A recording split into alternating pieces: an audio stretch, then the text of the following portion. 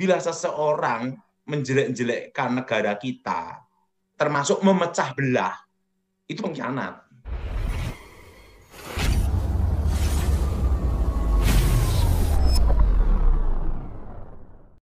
Shalom, sahabat KP yang murah hati. Ada fenomena anak bangsa yang cenderung menjelek-jelekkan bangsanya sendiri, mencibir tindakan pemimpinnya secara berlebihan. Semua dikritik, semua tidak tepat. Padahal kalau dia yang jadi pemimpin di bangsa ini belum tentu sebaik pemimpin saat ini. Nah, kita akan belajar dulu dari hambanya Evangelis Daud Tony, seperti apa seharusnya kita bersikap sebagai anak bangsa yang lahir, dibesarkan di republik ini. Ini dia. Cipta kondisi itu apa? Gini, Thomas. Orang kalau dijolimi, itu kan naik daun, Thomas. Berita baik sama berita jelek, itu lebih terkenal berita apa, Thomas? Jelek. Nah, setelah jelek, dikerucutkan menjadi baik. Itu namanya pencitraan. Misalnya gini, Thomas. Kalau orang Kristen diserang, otomatis bersatu enggak, Thomas? Bersatu, Pak. Bersatu. Jadi, belum tentu orang yang jelek-jelekin yang non-Kristen, ya, tujuannya untuk Kristen. Belum tentu, Thomas. Bisa-bisa dia disusupin. Nah, hati-hati. Nah, cara-cara model penyusupan itu gimana? Nih saya kasih tahu, Thomas. Nah, jadi gini, kita sebagai, kalau saya itu konsep nomor satu adalah negara. Nah, kalau kita semua tahu lah Tuhan ya, Thomas ya. Tuhan itu selalu nomor satu, melebihi yang lain lah ya. Tapi kalau konsep kita itu adalah negara. Nah, kedua adalah keluarga, Thomas. Nah, jadi kita ini tidak boleh menggadekan prinsip hidup kita menjual, tidak boleh, Thomas. Kita harus pegang dan cinta negara kita, Thomas. Karena kita lahir dan hidup di situ. Kalau menurut saya, bila seseorang menjelek-jelekkan negara kita, termasuk memecah belah, itu pengkhianat. Mainnya seperti ini, Thomas. Ini saya kasih gambaran supaya para pengkhianat-pengkhianat ini bertobat, Thomas. Tapi ingat, pengkhianatnya siapa ya doa sendirian gitu, Thomas. Iya, Pak Daud. Nah, gini, Thomas. Ini saya kasih contoh, Thomas ya. Si A direkrut seseorang. Oke ya. Nah, ini direkrut seseorang. Artinya pasti dia dikasih fasilitas, toh, Thomas. Betul. Nah, masuk ke negara luar. Nah, ingat, pasti disiapkan namanya suaka politik, Thomas. Kalau disiapkan suaka politik, ingat, kan ada namanya ini, Thomas. Kalau mau nangkap pun harus ada prosedur, Thomas. Interpol kan, benar, Thomas? Betul. Karena ada suaka apa, politik. Yang jadi pertanyaan, siapa yang ngasih fasilitas suaka politik? Kedua, siapa yang membiayai? Yang ketiga, nah di situ dari luar negeri dia teriak-teriak di Indonesia, gitu loh, Thomas. Untuk apa tujuannya? Menyudutkan, memecah belah, nah gitu, Thomas. Orang yang mengkhianati negara kita, selesai, Thomas. Kamusnya. Kalau engkau bisa mengkhianati negaramu, berarti kau mengkhianati keluargamu sendiri juga bisa, gitu, Thomas. Ingat, ngurus visa itu tidak mudah, Thomas. Apalagi suaka politik. Berarti ada yang ngasih fasilitas, Thomas. Berarti dia termasuk memihak negara kita atau tidak? Nah, dari situ aja kita udah ngerti, Thomas.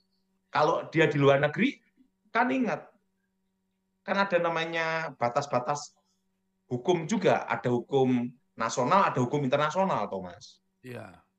Nah, yang jadi pertanyaan, dia keluar negeri yang ngasih fasilitas siapa?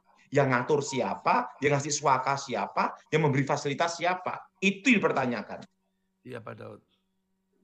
Nah, menurut saya, udahlah, seperti itu saya udah ngerti, Thomas.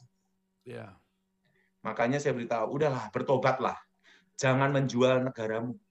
Yes. Ingat, negaramu itu engkau lahir dan hidup, air dan tanah, Thomas.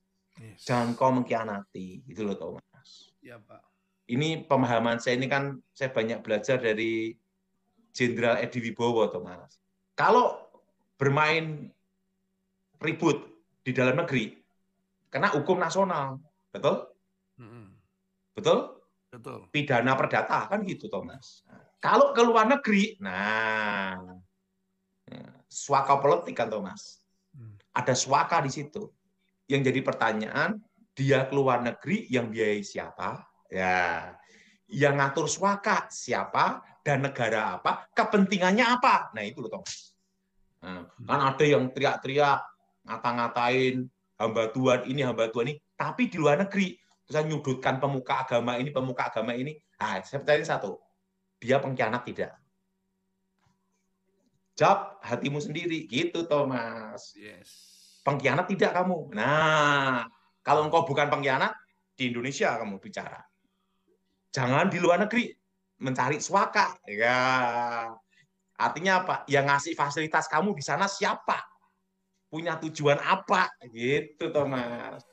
Jadi ingat, kalau yang namanya benar-benar untuk negara, benar-benar untuk memenangkan jiwa ya, benar-benar untuk negara, benar-benar untuk jiwa-jiwa bertobat. Oke, Thomas ya? Ya. Bicara di Indonesia. Jadi kita doakan aja supaya dijamah, supaya berapa, Thomas? Bertobat dan kembali ke NKRI. Nah, sahabat KP, saya pikir cuplikan video hambanya Evangelis Daud-Tony ini tepat diarahkan kepada kita semua anak bangsa, baik yang muda, yang tua, dan tanpa melihat ras, suku, agama, dan bahasa, dan lain sebagainya. Mau dia kaya, mau dia miskin, menengah. Pesan ini penting untuk kita. Agar kita berhati-hati untuk bangsa kita Indonesia. Kita harus bersatu memajukannya. Tentu, negara kita punya kekurangan untuk membangun banyak hal. Baik sumber daya alam, sumber daya manusia, sumber daya rohani. Tapi yang namanya Indonesia itu beragam dan punya kekayaan yang sebenarnya punya potensi untuk memajukan bangsanya ke depan. Jadi kita harus sama-sama berjuang, bersatu, bergerak di posisi, di profesi, di jabatan masing-masing. Jadi tidak ada waktu untuk menjelek-jelekkan, menjatuhkan pemimpin. Ya, itu bukan ciri khas anak bangsa yang budiman. Saya bangga menjadi warga Indonesia yang lahir dibesarkan di Indonesia. Tanah yang saya injak adalah tanah yang membuat saya bangga. Sekalipun Indonesia tidak sempurna, tapi saya percaya suatu ketika Indonesia ini akan maju. Dan saya akan terima dengan segala kekurangannya. Tetapi tidak tutup mata untuk segala keborokannya, keburukannya, dan tipuannya. Kita berjuang memerangi itu, tapi kita tidak boleh hina dan tolak. Ya, dan kita berharap Indonesia seperti negara-negara lain. Ya, jadi mari kita agungkan, puji, dorong, motivasi, nasihati setiap oknum di bangsa kita. Itu yang benar. Termasuk atas nama agama. Itu juga tidak boleh. Ya. Ini juga menjadi pergumulan buat kita. Ya. Termasuk sahabat ada di luar negeri sana. Ya. Satu sisi melakukan perintah agamanya, tapi satu sisi mengkhianati bangsanya. Ini bagaimana? Ya kan? Ini masalah juga. Saya tahu dalam Roma pasal 13 ayat 1 dikatakan dengan tegas, ini jadi landasan kita juga, mengatakan tiap-tiap orang harus takluk kepada pemerintah yang di atasnya, sebab tidak ada pemerintah yang tidak berasal dari Allah, dan pemerintah-pemerintah yang ada ditetapkan oleh Allah. Betul sahabat, saya juga melihat banyak hal yang harus diperbaiki di bangsa kita, termasuk hukum di dalamnya, termasuk politik di dalamnya, dan juga agama-agama di dalamnya. Itu perlu diperbaiki semua. Tetapi kita tidak bisa menutup mata. Itulah kelemahan negara-negara yang multikultur, multi agama. Tantangan itu pasti ada. Gesekan itu pasti terjadi. Makanya ideologi kita mempersatukan. Saya bangga, ya, di balik tantangan yang banyak, ya, potensi bentrok itu tinggi, ideologi kita mempersatukan. Ada 4 pilar yang harus kita terapkan. Misalnya NKRI, Bhinneka Tunggal Ika, Pancasila, Undang-Undang Dasar 1945. 4 pilar dasar negara. Jadi mari kita bersatu untuk bangsa kita Indonesia. Sekalipun sahabat menempuh pendidikan di luar negeri, lulus kembali ke Indonesia, dan bekerja di luar negeri, selesai kerja kembali ke Indonesia. Sekalipun sahabat memutuskan untuk pindah warga negara atau kewarganegaraan, ya itu hak sahabat. Tetapi ingat pesan saya satu, jangan pernah menjelek-jelekkan negara lamamu, karena itu adalah pengkhianat. Mau agama apapun sahabat, mau Islam, Kristen, Hindu, Buddha, Konghucu, mau tinggal di luar negeri, stop menjelek-jelekkan agama dan negara kita, pemimpin kita. Buat anak-anak muda, ya, di bangsa ini, tanamkan jiwa patriot, nasionalis yang tinggi. Ya, dengan segala kekurangan bangsaku, aku akan bantu majukan, bersatu dan bergerak di bidang kalian masing-masing. Apapun profesi kalian kelak, itu adalah momen, kesempatan untuk memajukan bangsa kita. Ini saja yang bisa saya bagikan. Salam damai, Tuhan memberkati.